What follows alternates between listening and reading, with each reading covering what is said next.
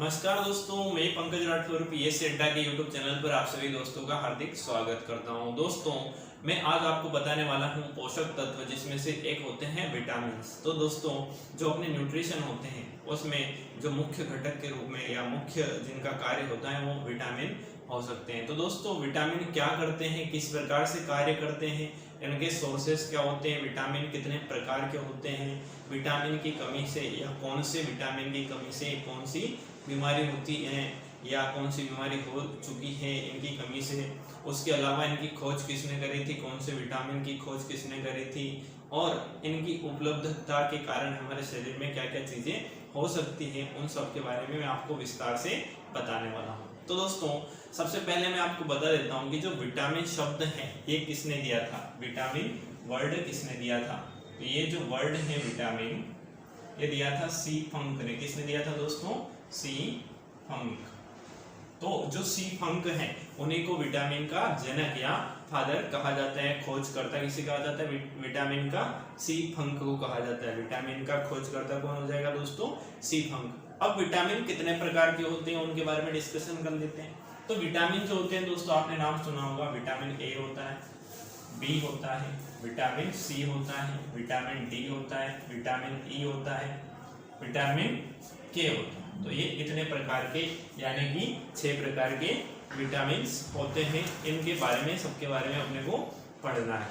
और दूसरा जो क्वेश्चन पूछा जाता है, क्या विटामिन हमें ऊर्जा प्रदान करते हैं या हमारे शरीर को ऊर्जा प्रदान करते हैं? तो दोस्तों, विटामिन हमारे शरीर को ऊर्जा प्रदान नहीं करते, ये ऊर्जा प्रदान नहीं करते। तो क्या करते हैं?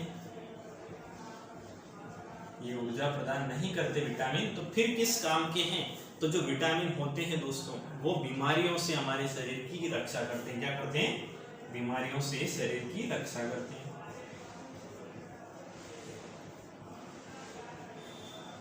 उसके अलावा दोस्तों, जो विटामिन है उनसे एक क्वेश्चन और ये पूछा जाता है कि विटामिन एक तो जल में घुलनशील होते हैं, दूसरे जो फैट होती है वसा उसमें घुलनशील होते हैं। तो कौन से विटामिन जल में घुलनशील है, कौन सा विटामिन वसा में घुलनशील है, इसके बारे में भी काफी बार क्वेश्चंस पूछा गया है। एसएससी को ले लो, एमपी पुलिस, एमपीएसआई या एमपीपीएससी या अदर स्टेट के जितने भी स्टेट सर्विस एग्जाम या बहुत सारी जो एग्जाम्स होती हैं उन सब में ये क्वेश्चन पूछे जाते हैं विटामिन से।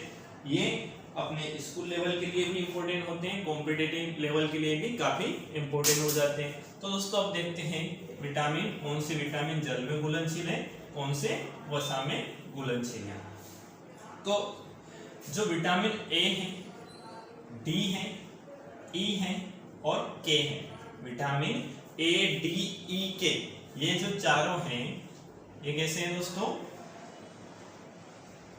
वसा में घुलनशील। कैसे है दोस्तों? वसा में घुलनशील, यानी कि ये फैट में घुलनशील है। उसके अलावा दोस्तों, जो विटामिन बच जाते हैं यानी कि विटामिन बी और विटामिन सी, ये दोनों कैसे हैं? ये दोनों जल में घुलनशील है। यहां से भी क्वेश्चन पूछा गया है। अब दोस्तों, मैं आपको एक एक विटामिन के बारे में यानी कि ए के बारे में बताऊंगा, फिर बी, सी, डी, ई और विटामिन के, इन सब के बारे में बताने वाला हूँ, डिस्कशन आपसे करने वाला हूँ। ये बात आपको याद रखनी है, ए, डी, ई, के जो हैं कैसे हैं? वसा में घुलनशील हैं और बी और सी कैसे हैं? जल में घुलनशील हैं। तो देखते हैं दोस्तों हम कि विटामिन ए के बारे में।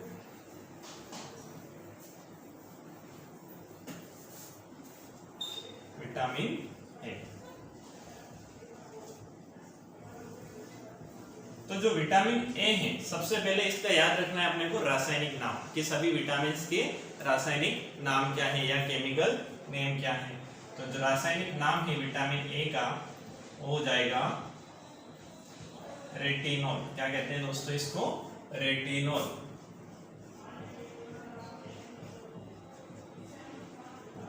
उसके अलावा जो विटामिन ए है इसके स्रोत क्या है, ये भी क्वेश्चन पूछा जाता है कि इसके स्रोत क्या है। तो इसका जो मुख्य स्रोत होता है वो होती है गाजर, दूध, हरी सब्जियां, ये सभी विटामिन ए के स्रोत हो जाएंगे। अब इसकी कमी से, अगर इसकी शरीर में कमी हो गई, डेफिशिएंसी हो गई, तो इसकी कमी से कौन सा रोग होगा? इसकी कमी से कौन सा रोग हो जाएगा? तो इसकी कमी से रोग होता है दोस्तों रतौंधी। कौन सा रोग होता है? रतौंधी।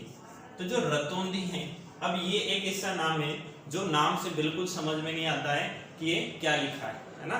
तो और अगर इसको संधि विच्छेद करके देखें तो रात को अंधा होना इसका मतलब निकलता है। हाँ, तो दोस्तों रतौंधी का मतलब वही होता है कि नाइट ब्लाइंडनेस, यानी कि रात को दिखाई नहीं देना,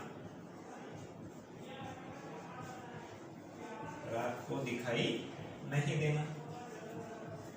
यानी जो अपनी आंखें होती हैं उनके द्वारा जब अपन रात को थोड़ी थोड़ी चीजें देख पाते हैं, जिसे नाइट विजन बोलते हैं, वो खत्म हो जाता है, उसी को रतौंधी बोलते हैं। और वो किसकी कमी से खत्म हो जाता है नाइट विजन? विटामिन ए की कमी से। अपनी जो आईज होती है, अपनी जो आंखें होती हैं, उनमें दो प्रकार की कोशिकाएं पाई जाती हैं। एक पाई जाती है रोड सेल और दूसरी पाई जाती है कोन सेल। तो जो रोड सेल होती हैं उनकी अगर कमी हो जाती है तो वो कमी किसकी वजह से होती है?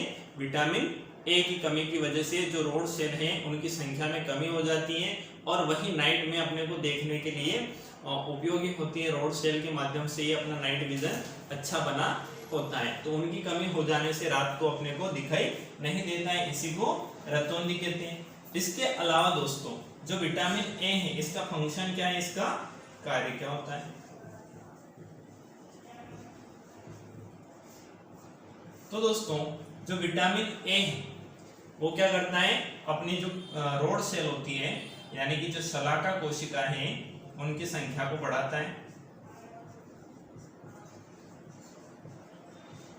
शलाका कोशिका को क्या करता है? बढ़ाता है, इनको इंक्रीज करता है। उसके साथ साथ दोस्तों जो अपनी आंतें होती हैं, जो आमाशय होता है, आंखें होती हैं, ग्रास नली होती है, इसमें जो नमी होती है इन सभी में वो विटामिन ए के कारण ही होती है। किसके कारण होती है? विटामिन ए के कारण। अगर विटामिन ए की कमी होगी तो आंत, आमाशय, आंखें और ग्रास नली की नमी भी क्या हो जाएगी? खत्म हो जाएगी। और वो कैसे हो जाएगी? ड्राई हो जाएगी। जब आपकी आंखों में नमी नहीं रहेगी तो आपके आंसू सूख जाएंगे। इसी को अश्रु शुष्क रोग भी बोला जाता है। क्या बोला जाता है? अश्रु शुष्क रोग। तो ये भी किसकी कमी से होता है? विटामिन ए की कमी से। तो ये अपन ने विटामिन ए के बारे में सारी चीजें देखी। किसका रासायनिक नाम क्या है? रेटिनोल। इसके स्रोत कौन कौन से हैं? गाजर, दूध, हरी सब्जियां और भी बहुत सारी चीजें इसके स्रोत हैं। उसके अलावा इसकी कमी से कौन सा रोग होता है? रतौंधी रोग होता है। और इसका फंक्शन क्या होता है, इसका कार्य क्या होता है कि ये शलाका कोशिकाएं जो रोड सेल होती हैं उनकी संख्या को इंक्रीज करता है, बढ़ाता है। साथ साथ अपनी आंखें, ग्रास नली, आमाशय, इनमें नमी भी बनाए रखता है। इसकी कमी से होने वाला एक और रोग कौन सा है? अश्रु शुष्क रोग। इसके बाद देखते हैं अपन विटामिन डी के बारे में। जो विटामिन डी है वो भी कैसा है? वसा में घुलनशील है। तो अब देखेंगे अपन विटामिन डी के बारे में। दोस्तों जो विटामिन डी है उसका रासायनिक नाम, सबसे पहले क्या देखेंगे अपन? रासायनिक नाम। विटामिन डी का रासायनिक नाम कैल्सीफेरोल है। कैल्सीफेरोल। और दोस्तों ये एक ऐसा विटामिन है जो हमें सूर्य के प्रकाश के द्वारा प्राप्त होता है। तो इसका मुख्य स्रोत क्या हो जाएगा? सूर्य प्रकाश।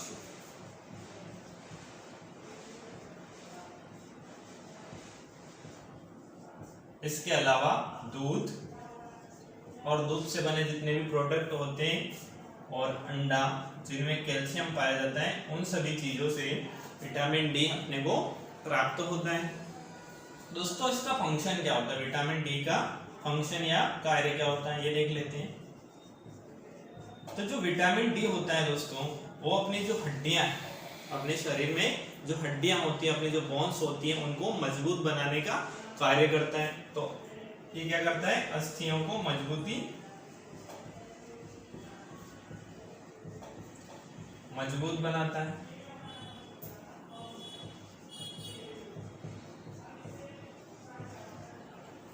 विटामिन डी की कमी से कौन सा रोग हो जाएगा, या इसकी कमी से होने वाला रोग कौन सा होता है? तो आपने नाम सुना होगा रिकेट्स। जो रिकेट्स होता है वो बच्चों में होता है।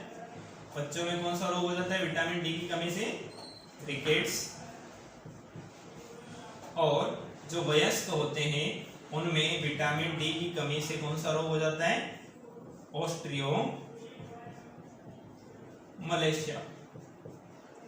ये रोग बड़ों में हो जाता है। इन दोनों रोग में हड्डियां कमजोर हो जाती हैं, आसानी से टूटने लग जाती हैं। तो ये किसकी कमी से होता है? विटामिन डी की कमी से होने वाले रोग हैं। अब देखते हैं दोस्तों अपन विटामिन ई के बारे में।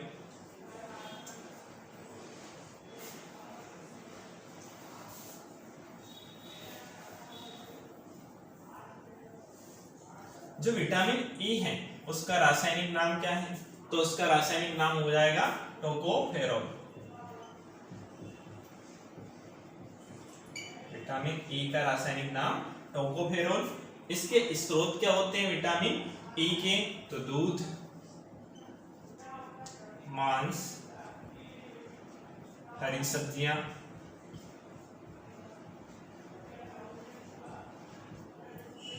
दालें, ये सभी क्या हो जाएंगी?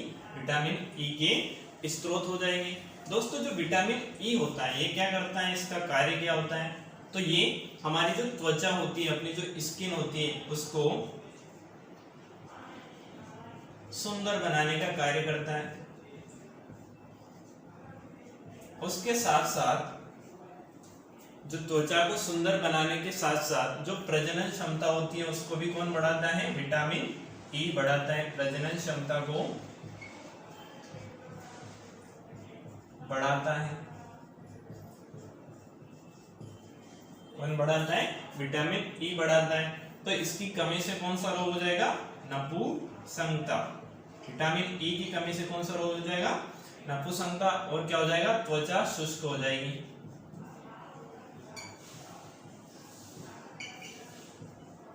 त्वचा शुष्क हो जाएगी। इसके अलावा जो विटामिन ई है उसको अन्य नामों से भी जाना जाता है। उसके अन्य नाम कौन कौन से? जैसे कि इसको सुंदरता का विटामिन या ब्यूटी विटामिन कहते हैं। सुंदरता का विटामिन कहा जाता है। इसके साथ साथ इसे हार्मोन विटामिन या प्रजनन विटामिन भी कहा जाता है। प्रजनन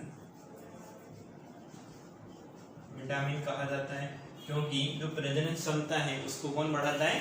विटामिन ई बढ़ाता है। उसके बाद देखते हैं दोस्तों अपन विटामिन के बारे में।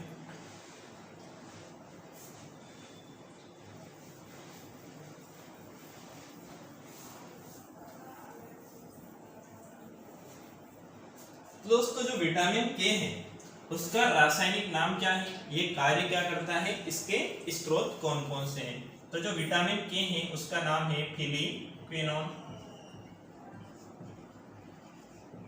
फिलिक्विनोन। उसके साथ इसके स्रोत क्या हो जाएंगे? तो जिनमें कैल्शियम पाया जाता है जैसे कि दूध, अंडा, मांस, ये सभी विटामिन के क्या हो जाएंगे? स्रोत हो जाएंगे। इसका कार्य क्या होता है विटामिन के का? तो ये रक्त का थक्का बनाने में सहायक होता है। इसके बारे में क्वेश्चन पूछा जाता है बहुत सारी बार, बहुत सारी एग्जाम्स में विटामिन के बारे में क्वेश्चन अपने को देखने को मिल जाता है। तो ये रक्त का थक्का बनाने में, यानी कि जो क्लॉट होता है, ब्लड क्लॉट, उसको बनाने में सहायक होता है। उसके साथ साथ ये कोएगुलेशन यानी कि स्कंदन भी करता है। जो विटामिन के होता है इसकी कमी से कौन सा रोग हो जाएगा? तो रक्त का थक्का नहीं बनेगा। रक्त का थक्का नहीं बनेगा। ये विटामिन के की कमी से होता है और बहुत सारी बार एग्जाम में इसको पूछा गया है कि रक्त का थक्का कौन से विटामिन के कारण बनता है या किस विटामिन की कमी से रक्त का थक्का नहीं बनता है। तो उसका आंसर क्या हो जाएगा? के, विटामिन के। इसके कोई अन्य नाम नहीं है, इसको विटामिन के ही बुलाते हैं। तो दोस्तों अपन ने देखा कि जो जल में घुलनशील जितने भी विटामिन है, जैसे कि वसा में घुलनशील जितने भी विटामिन है ए, डी, ई और के, इन सब के बारे में मैंने बताया, इनके रासायनिक नाम, इनकी कमी से होने वाले रोग, इनके स्रोत और इनके क्या कार्य होते हैं। अब नेक्स्ट वीडियो में देखेंगे दोस्तों कि जो जल में घुलनशील विटामिन है, विटामिन बी और सी, यानी कि विटामिन बी के जितने भी भाग है, जितने कॉम्प्लेक्स हैं विटामिन बी के, उन सभी के बारे में, और विटामिन सी के बारे में। तो दोस्तों अगर वीडियो आपको अच्छा लगा हो तो लाइक जरूर करें, पीएससी अड्डा के यूट्यूब चैनल को सब्सक्राइब करें और अपने दोस्तों में अधिक से अधिक शेयर जरूर करें। Thank you.